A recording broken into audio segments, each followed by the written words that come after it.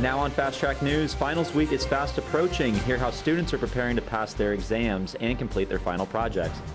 Plus, do you know the 2023 word of the year? It's one that may come as a surprise for anyone over the age of 25. And students aren't the only ones getting graded this semester. We asked Purdue students to give their grade of Professor Mung Chang's first year in office. All your campus news, weather, and sports is straight ahead. This is Fast Track News.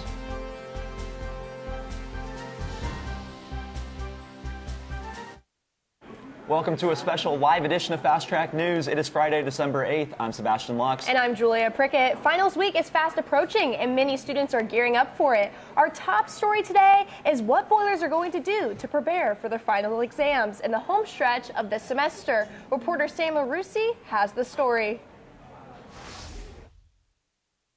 Finals week is fast approaching here on campus. Today, we asked students how busy their finals week is looking and how they're studying for it. Yeah, so this week, I know it's quiet week, but I have a lot of presentations, and then next week I have 2 finals, so nothing too crazy. So I do have 3 exams in a row, Tuesday, Wednesday, and Thursday. None of my classes really do projects, but I do have those 3 finals for next week. Honestly, it's not too bad. I only have a couple of exams, but the projects are kind of shaping up to be the killer. I only have a few compared to freshman year, and then I also have 1 paper, so it's not too bad. It's a good mixture, I'd say. I'm doing my finals actually a week early, so I'm taking them this week. I have 3 finals. I have 1 that's online that was supposed to be in person, but yeah, I'm taking them early because I'm leaving to go do research somewhere, so that's a little different than, I guess, normal. It's gonna be busy. I have 4 finals. It's 4 days, different days, so it's fine, I think. So exam season is looking like a pretty mixed bag for students this semester. But how are they studying for it? I'm definitely studying for those finals. A lot of them are memorization, so I'm utilizing Quizlet for a lot of it, just going over lectures and doing all the practice problems that the professors give me. Usually I like to make a full schedule of every single hour of what I'm doing, dead week, finals week, and then just making sure that I'm allotting a certain amount of time throughout the week to study for each class. I'm spending most of my time in Walk. We just find an empty classroom after hours and just use all the whiteboards because a lot of my exams are memorization for anatomy and orgo and stuff. So it's definitely just rewriting and rereading and practice problems sometimes too. This is Samuel Roos reporting for Fast Track News. Good luck with all your finals next week, Boilers. And it's been a pretty dreary day outside lately in the last few weeks, and I'm ready to see some sun. As am I. Maybe these warmer temperatures will stick around as well. Meteorologist Lily Tordell is here with the first look at the forecast. Hey guys, they will stick around for the next couple of days before we see a decent drop in temperatures, but for right now, we're seeing a high of 54 today with a low of 50, so again, that decrease in temperatures isn't coming right away, but I really do want to talk about we are under a hazardous weather outlook today for wind speeds. Again, we have gusts currently right now about 30 miles an hour, but up to 35, so this hazardous weather outlook is in place until about 4:30 today.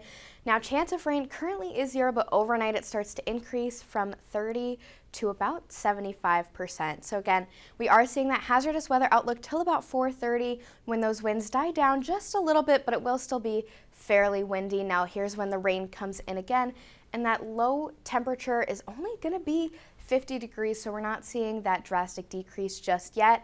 But again, we may see that here in a couple of days with Sunday being 36. Now, I do have a little bit of a look at some flurries coming up, but I'll talk about that in my full forecast.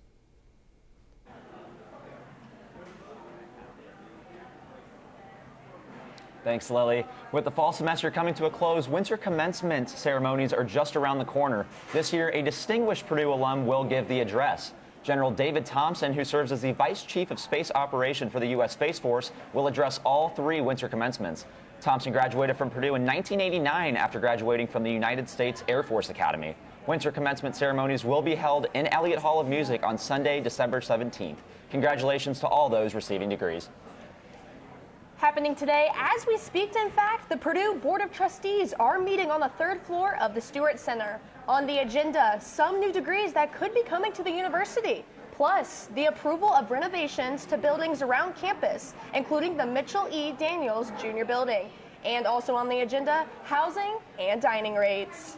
In the spirit of the holiday season, Chabad at Purdue and Hillel Purdue came together for a menorah lighting ceremony to celebrate the start of Hanukkah.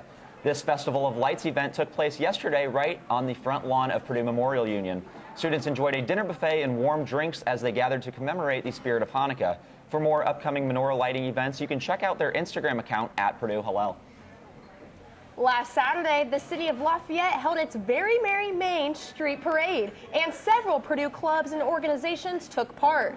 The Purdue All-American Marching Band was one of them, and a crowd of their favorite with their light-up uniforms, and of course, the world's largest drum. Mild temperatures helped usher in quite the crowd this year.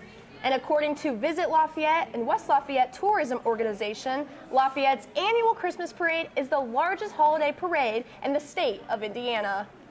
Up next, a look at the world outside West Lafayette with an update on the Israel-Hamas war and Ukraine aid. And still to come, Oxford's 2023 Word of the Year. It's one you may want to know before you gather with your social gatherings this weekend. Coming up soon, we're here in Mackey covering the women's basketball game. Stay tuned to find out the details. Being involved in the 3-year program at Purdue made it easier to say to myself I could get done in 3 years. The 3-year program helped save me a ton of money. In not completing my 4th year, I would save around $30,000. It will give you an advantage, if anything. Doing the 3-year program at Purdue has shown me that I have motivation to do whatever it takes to get my degree. Hi there, my name is Vikram Jaithlak, and I'm the founder and president of the Purdue chapter of the University Blood Initiative. Over the past 2 years, we've been able to collect over 300 pints of blood to be donated to local hospitals, and you can be the next one to help out. I donate my blood at the University Blood Initiative. Hi, I just donated blood through the University Blood Initiative. Hi, I just donated blood through the University Blood Initiative at Purdue. Right, I donated my blood through the University Blood Initiative at Purdue. And I donated my blood at University Blood Initiative at Purdue.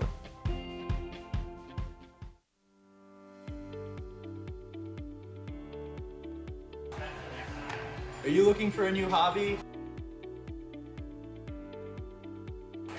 Or you want to have a fun evening with your friends?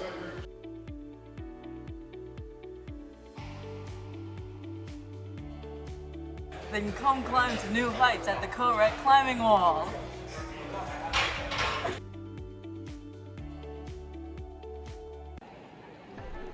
Football. It's the best time of the year. You know what else is great? The world's largest and fastest mascot. You can't have Purdue football without the trains. Look for the Reamer Club outside Stewart Center, 12 to 5 p.m. on Fridays before home football games, for your chance to ride the Boilermaker Special for free. See you then!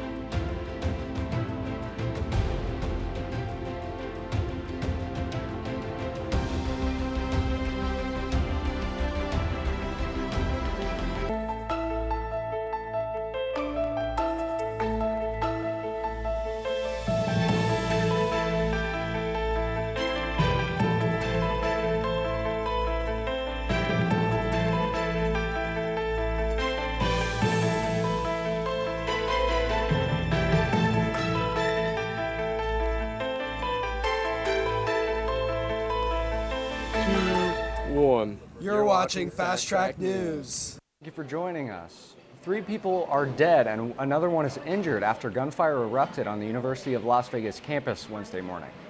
Authorities have identified the suspect as 67-year-old Anthony Polito, a former professor at East Carolina University who died at the scene following a shootout with police. Polito had reportedly tried to apply for a job as a professor at UNLV, but was unsuccessful. A search warrant served for Polito's Henderson, Nevada apartment late Wednesday night, where police retrieved several electronic devices as well as Polito's cell phone. Polito's motives for carrying out the mass shooting are currently unknown. Billions of dollars in the U.S. aid to Israel and Ukraine is looking more uncertain than it was before. Senate Republicans voted Wednesday night blocking an emergency spending bill, demanding tougher immigration measures at the southern border. As is often the case in the Capitol, time is running out. As wars fought by American allies continue and the congressional calendar is coming to a close, Mike Valerio shows us how the issue is reverberating from Congress to the campaign trail.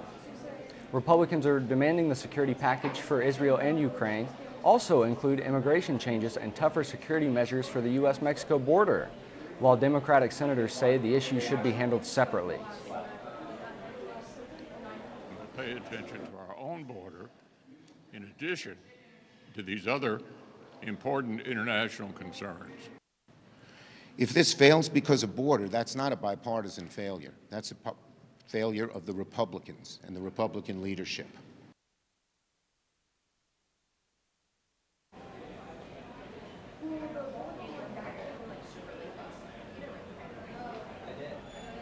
The question now, will an aid package make it out of Congress this year? With lawmakers currently set to adjourn next week, Republican Senator Shelley Moore Capito said Congress will, quote, find a way forward. SAG-AFTRA voted to ratify a new contract with major film and television studios on Tuesday. About 78% of members voted in favor of ratifying the contract. The union said about 38% of members turned out to vote. The contract ended a 118-day strike on November 8th. The new deal, to run through June of 2026, reportedly achieves more than $1 billion in new compensation and benefits. Hollywood suffered a 1-2 punch this summer when both the writers and actors unions went on strike. The writers struck an agreement on new contracts in September. One of the biggest issues for both groups was the rise of artificial intelligence in the industry.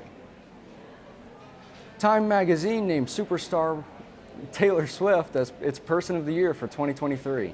This marks the first time in the publication's history that an entertainer has been bestowed with the honor. Swift beat out other notable figures such as Barbie and King Charles III. The superstar has seen an eventful year with a famous tour, a record-breaking movie about the tour, and her attendance at some NFL games this season, rooting for her tight-end boyfriend Travis Kelce. The Swifties rejoiced this year. Do you have Riz? Do you even know what that word means? If you've been around anyone under the age of 25 recently, chances are you've heard or been told whether or not you have Riz. And now language experts have chosen it as the Oxford Word of the Year for 2023. Derived from the word charisma, Riz refers to a person's ability to attract a romantic partner through, quote, style, charm, or attractiveness. Oxford University Press says the word received more than 32,000 votes from the public for the top spot. I personally like to think I have Riz, but I've been informed by the people in the studio that I in fact do not. All right, just up ahead, we'll talk about that cool down after these warmer days, as well as some possible flurries coming up, if not this week, then next week, and maybe some chances for sunshine. I know it's been about a bit dreary out there, but we'll talk about how your finals week is looking coming up.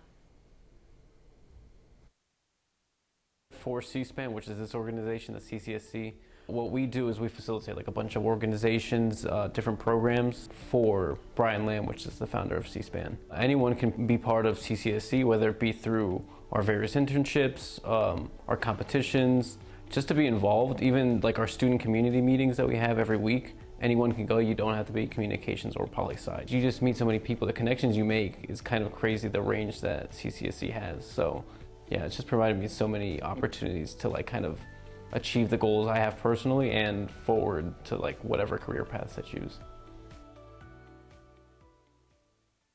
Imagine a world where Olympics and Paralympics are unified as one, and where all athletes at all levels have equal opportunities to play and perform at their full potential. Athletics has been such an influential and transformative aspect of my life. So to me, RISE is about ensuring that every person that has the desire to participate in sport has the opportunity to do so. This organization is about recognition. We believe in recognizing excellence where it is found, especially in Paralympic sports. RISE is about driving change in our community and beyond. We hope that through our events and initiatives, we can galvanize people for our cause and inspire them to create an ever-growing network to help achieve our mission. It's about connecting people of various backgrounds and who truly care about creating meaningful change together.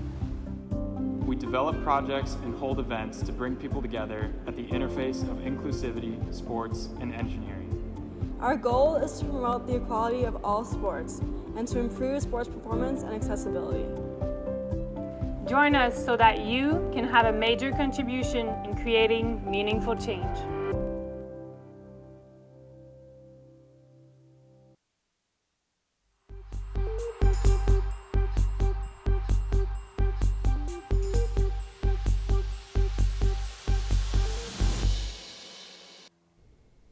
Welcome back, Boilers. I'm your meteorologist today, Lily Tordill, here with your full look at the weather forecast. Again, high of 54 today with a low of 50 overnight tonight. So we're not seeing a drastic cool down up until tomorrow and Sunday. Sunday's when we're really going to see our temperatures dip, but I'll talk about that here in a couple minutes. Seeing our wind speeds today, we have gusts of up to 30 to 35 miles an hour, so we are under a hazardous weather outlook from the National Weather Service today with those gusts of wind.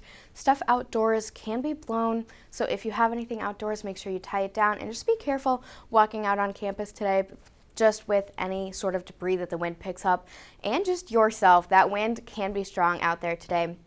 Looking at our chance of rain though, currently we're not seeing anything up until later tonight and overnight tonight.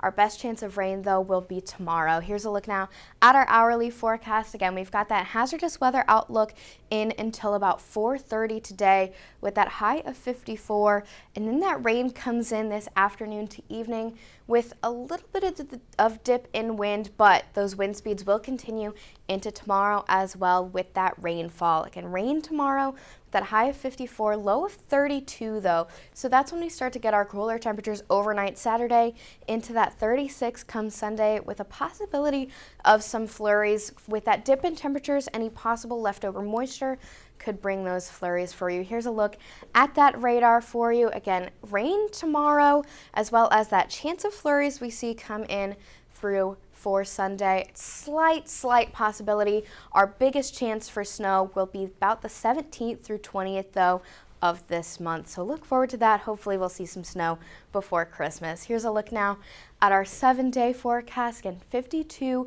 for Saturday and rainy, and then we start to cool down, but that rain moves out of our forecast for some 37s, 43s for Tuesday, Wednesday, as well as some 47 and 48 on Friday with the sunshine though. So we are cooling down just a little bit, but that sunshine will be nice for your finals week. But really pay attention to those lows overnight is really what's going to get you. If you're getting out late from studying or really early for an exam, you might want to bring that jacket with you because it will be pretty chilly in the morning, especially with those high wind speeds that we're seeing today through this weekend as well. Again, that rainfall tomorrow, but again, small chance of flurries come Sunday, but really get out there and enjoy that sun next week and have a good luck on your exams. Just ahead, the Boilermakers faced off against Oregon in the volleyball Sweet 16. Could the Boilers beat down on the Ducks with enough kills and aces to make it to the Elite Eight? I'm Keenan Taylor. That and a preview of the Canadian road trip for Purdue men's basketball. Don't go away. Sports is next.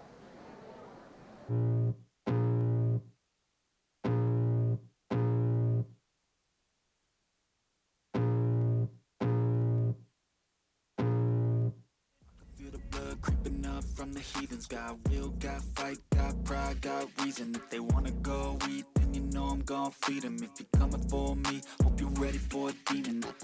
I got drive, got sight, always have a vision. I don't lie at night, I be in my feelings. I'ma be fine, need time, and I'll soon be winning. I can feel the blood creeping up from the heathens, got will, got...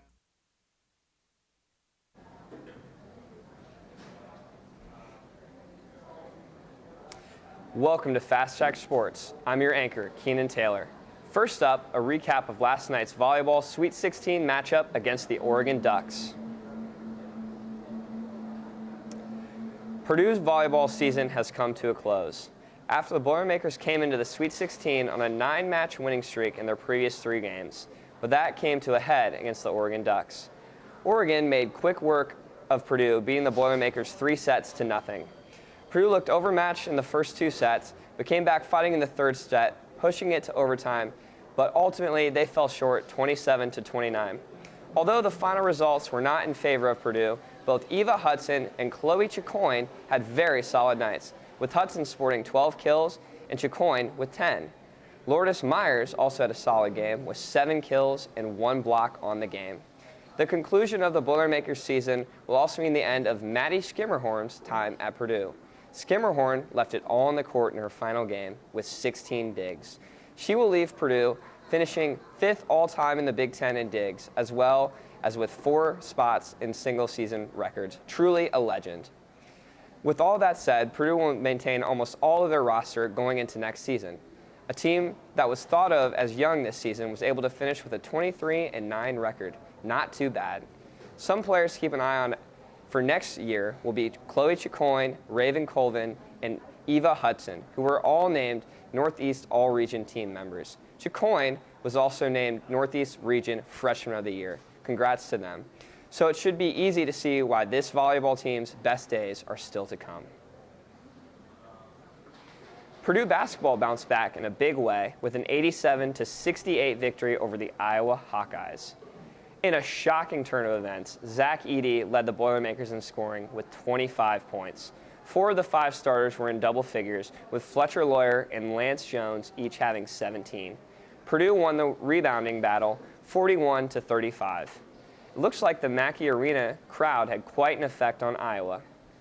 As Iowa point guard Peyton Sanford said, "This is the loudest arena I'll probably ever play in my life. You can't hear each other in timeouts. You can't hear each other anywhere. It's only going to get easier. I guess it can't get any worse." Let's hope the tide continues to roll in Purdue's favor, because up next, the Boilers will play Alabama. Technically, the game will be played on a neutral court. The Boilermakers will be road tripping to Toronto this weekend, but for the Big Maple, Zach Edey, it probably feels more like a homecoming. It will be the first time that Edey will get to wear the old gold and black in his home country of Canada. Edey is coming off a game against Iowa where he scored 25 points, had 12 rebounds, 3 assists, and 3 blocks in just 25 minutes of play. He is currently the favorite to win National Player of the Year for the 2nd year in a row. Both Purdue and Alabama will be coming into Saturday's game following bounce-back wins this week. Both are ranked in the top 3 most efficient offenses in the country, so expect tomorrow's game to have plenty of buckets. Tip-off is at 1:30 on Fox. Purdue women's basketball are coming off a non-conference win Wednesday night at Mackey. Fast Track's Travis Davenport was there and tells us who had a very big night. SC Missouri Redhawks on Wednesday night in what was their last game before the start of Big Ten play. Entering the night at 5-3, the Boilers were looking to clean up their game as much as possible before taking on the Minnesota Golden Gophers on Sunday at 2 p.m. Thankfully for the Boilers, the game went smoothly as they went on to collect a win by the score of 83-57. Caitlin Harper led the way in scoring for the Boilers with 22 points, 5 rebounds, and 1 assist.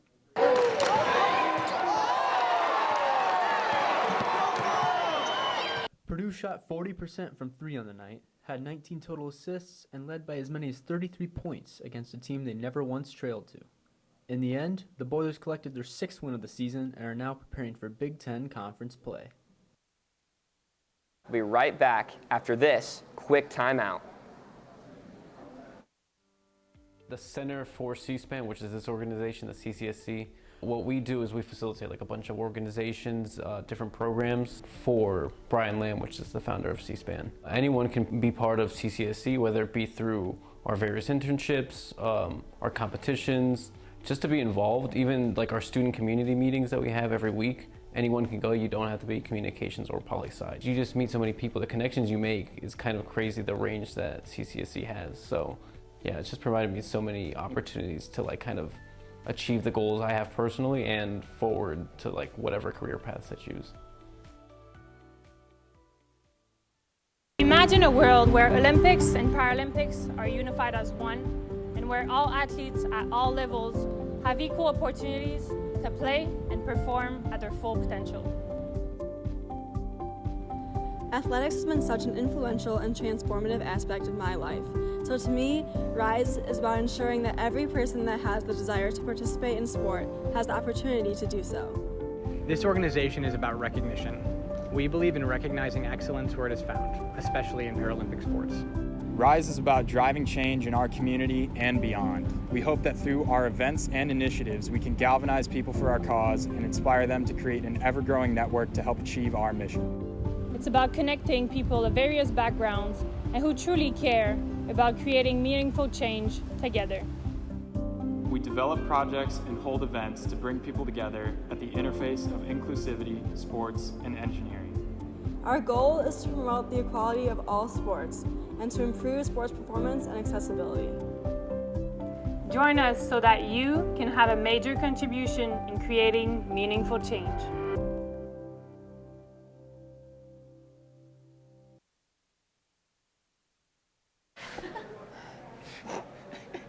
Welcome back. Purdue University President Mung Chiang is wrapping up his first year in office. He took over for Mitch Daniels on January 1st, 2023. We thought students shouldn't be the only ones getting evaluated, so now it's time for a special question of the week. Reporter Cindy Hollingsworth asked students what grade they would give President Chiang for his first year.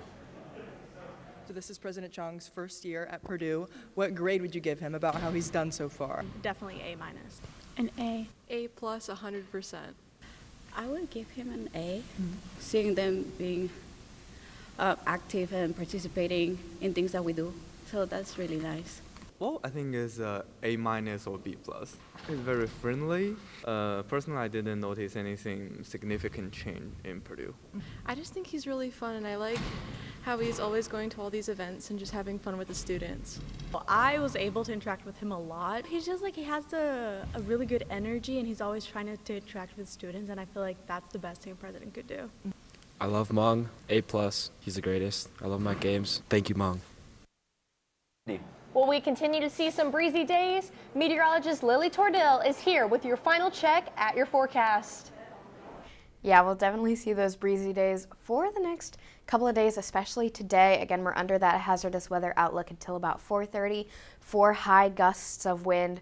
So we are seeing some rainfall though tomorrow, but that does clear out of our system for some sunshine for finals week to hopefully cheer you up out of studying for those finals. So here again, look at those lows though with the 27 and 26. So it will be fairly chilly if you have any morning finals or if you're out studying late. Just make sure you pack a jacket because you're going to want it. Again, that sunshine though will be very nice for the end of that week with a consistent 40s in temperatures. So we do warm back up after that 36 on Sunday, but look out for that sun next week. You're really going to enjoy it.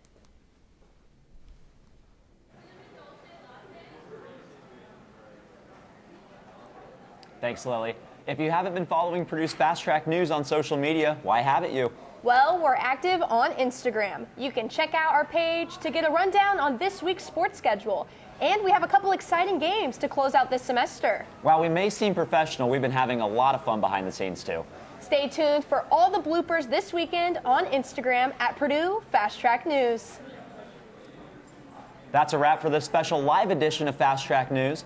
It's also our final newscast of fall 2023 semester, but we'll be back after the new year with new weekly shows. Thanks for watching and good luck on finals, everyone.